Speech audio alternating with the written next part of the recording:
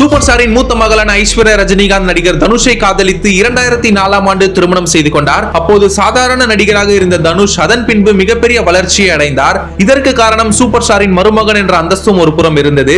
அதோடு தனுஷ் சினிமாவில் தன்னுடைய கடின உழைப்பை போட்டு கோலிவுட் மட்டுமின்றி மற்ற மொழிகளிலும் பட்டையை கிளப்பி வந்தார். இந்த நிலையில் கடந்த 2004ஆம் ஆண்டு தனுஷ் மற்றும் ஐஸ்வர்யா இருவரும் தங்களுக்குள் ஏற்பட்ட கருத்து வேறுபாடு காரணமாக இருவரும் பிரிந்து விட்டதாக தங்களது சமூக வலைதள பக்கத்தில் பதிவிட்டிருந்தனர். இதனால் ரசிகர்கள் அதிர்ச்சியும் அடைந்தனர். மேலும் இவர்கள் இருவரையும் மீண்டும் சேர்த்து வைக்கும் முயற்சியில் இரு குடும்பங்களும் ஈடுபட்ட போதும் எந்த பலனும் கிடைக்கவில்லை. இந்த நிலையில் தனுஷ் ஐஸ்வர்யா பிரச்சனையில் அவர்களின் 2 மகன்களின் வாழ்க்கையை அழிச்சிடாதீங்க, என் நிம்மதியே போயிடும் என்று சூப்பர் ஸ்டார் ரஜினிகாந்த் கூறியிருக்கிறார். ஆனாலும் இப்போது விவாகரத்து கேட்டு குடும்ப நல நீதிமன்றத்தில் தனுஷ் மற்றும் ஐஸ்வர்யா இருவரும் மனு தாக்கல் செய்திருக்கின்றனர். தங்களின் திருமணம் செல்லாதென்று அறிவிக்க வேண்டும் என்று அதில் குறிப்பிடப்பட்டுள்ளது. இந்த வழக்கு விரைவில் விசாரணைக்கு வரவிருக்கிறது.